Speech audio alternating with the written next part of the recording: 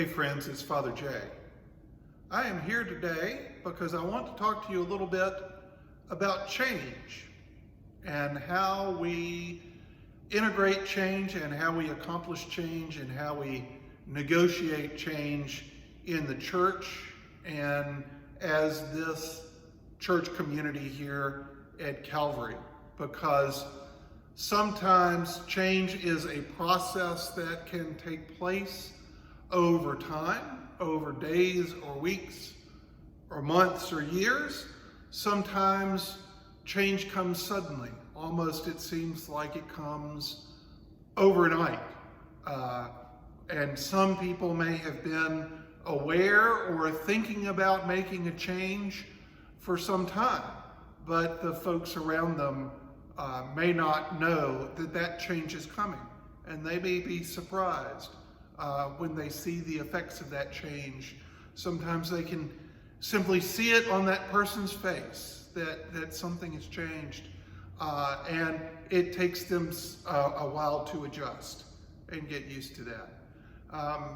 So understand that change is a process, and change is really a thing that is constantly taking place, even in the life of the church. We so often think of the church as a place that is unchanging in the midst of the world. And certainly the changes that come into place here happen on a different timetable and not necessarily in response to changes in the culture, changes in the broader world, but change does come to the church as well and comes on a regular basis. Of course, we were pushed into a moment of change by this pandemic, a change that we did not choose, and it has stretched us in ways that maybe we did not expect. And we have taken some steps like these Tuesday updates and the live streaming of our services that in some way, shape, or form, certainly the live streaming will continue. These may continue. These are changes that we didn't necessarily expect to take on in this moment, but here we are, and I think we can be glad of the gifts that they bring. Another change, of course, has been in the arrangement of our furniture in the worship space. And at the beginning of the pandemic, we cleared out some of the pews and moved the altar forward at that time in order to better connect with folks who were participating in services online. And of course, we have added this table, which is set for our midweek Eucharist tomorrow. We have often had that service in the chapel, but right now we're having it in the nave so that we can properly space ourselves in worship and maintain some distance in worship. So we've added things, we've moved things around, and some things may continue to be in transition or may be moving to a place where they will be different going forward. In particular, I think we will be looking at the placement of the altar. The altar having its place in the midst of its people is deeply and richly symbolic of the Eucharistic theology that is part and parcel of our prayer book, the prayer book that was ratified in 1979.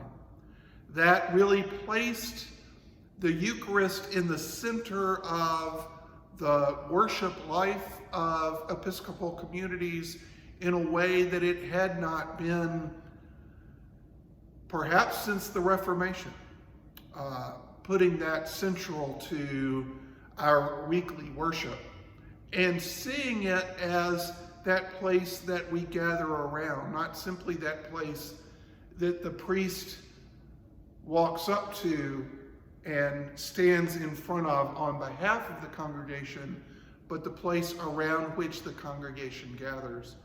And this placement of the altar where it is now deeply resonates with that understanding of our Eucharistic life as a parish. And so that is a strong reason why we should consider continuing to have the altar in this location. It is also clear to me that as folks have begun to return to worship, there are some folks we have had and additional folks that we now see that have challenges with mobility and would have challenges receiving communion as we have received it in the chancel in the past. And so having communion accessible in such a way that everyone may receive it, that we make as few distinctions as possible between recipients, is another part of the consideration that I think we need to give to how this space is utilized going forward. Now, the biggest challenge to that, or there could be several, could be seen to be several, one of the big challenges to that, in my mind, is that the way in which we have received communion has been enriched over the years, both by our practice, by our regular ingraining of this practice into our lives. And when we have practiced in a certain way over a long period of time, and those grooves get into our bones, this is what we teach in the Episcopal Church is the point of liturgy, that we internalize those practices. And so when that practice changes, and when we introduce a variation on that practice, and new patterns of worship have to be established, that is a challenge. And it can feel like a challenge to the very way we know and relate to God. And I know that we all know that God is present to our worship as we enter that worship, however we enter that worship, if we enter into it in a sincere and integral and respectful way. However, integrating new ways of worshiping can interrupt our understanding and our sense of God's presence and our feeling of God's presence. And so that transition takes time. And I understand that fully, and understand why that is challenging. And I also understand that in this space in particular, there are deep investments in the materials that we use, the furniture that we have, how it has been set up, and the ways that it has been set up in honor of and in memory of those who have preceded us in this place. A great example of that are the beautiful kneelers that allow us to come together at the communion rail. And they not only depict beautiful scenes of Calvary and of Fletcher and of Western North Carolina, but they reflect the investment of time, of energy, and of resources into their creation. And they have been made in honor of people who are and who have been parishioners here. And so finding the best way not only to preserve those, but to continue to be able to utilize them in worship is a challenge that we must address as we look at rearranging this space and how we use this space. So as your clergy, as your vestry enter into these conversations, please don't be alarmed and think that we are seeking just to willy-nilly overturn generations of practice.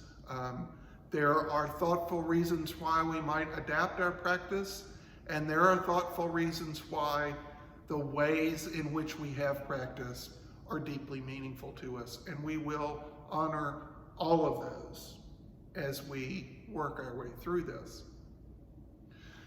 Well, we're also honoring the fact that as we move forward with re-implementing services, that it may take a while for all of us to internalize the news that we are receiving and the updates that we are receiving from the scientific and medical and civil authorities, that it just takes a little while after a year or more of messages about distance and about masking and about vaccinations to hear and mark and inwardly digest news that says we may start to gather again. And our bishop has given us additional guidance, just recently released additional guidance, which will go into effect at a diocesan level on June the 6th. This new guidance increases capacity limits. It talks about some variations in the protective measures that we will need to continue to take as a community when we join together for worship. It also specifically addresses mask wearing and does indicate that members of the congregation will be expected to continue to wear masks for the time being. Of course, regulations can be updated going forward, but for the time being, especially as we gather and sing, have congregational singing in this place, we are going to continue to ask and require that folks who are in the pews wear masks. Again, part of that is to not create two classes of people, a class who are vaccinated and a class who are not vaccinated, and not to form an inquisition at the door asking folks whether or not they have received vaccination. Because we know that there are legitimate medical and other reasons why there are some folks who may not yet be able to take vaccinations. That does not mean that they are precluded from coming to worship. And we want to make sure that everyone, when they come to worship, is worshiping as much as possible as one body. So that's why we'll continue with masking, but you may see other changes in how we worship as we either get back to normal or work back to a new sense of normal in this place. So please stay tuned as we work through all of these. And again, please know that as we look at how we will go forward, look at what changes that have occurred during this period that we want to maintain, look at what changes we might shave away as we get back towards more of a period of normality, then we will continue to implement or revert as the case may be.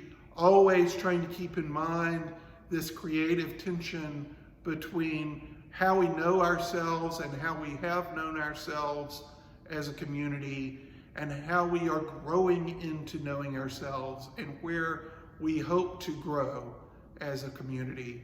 So we will prayerfully hold all of this, knowing that God can do for us what we cannot do for ourselves, and that we seek in this place to be as inviting to a multitude of viewpoints as we can be.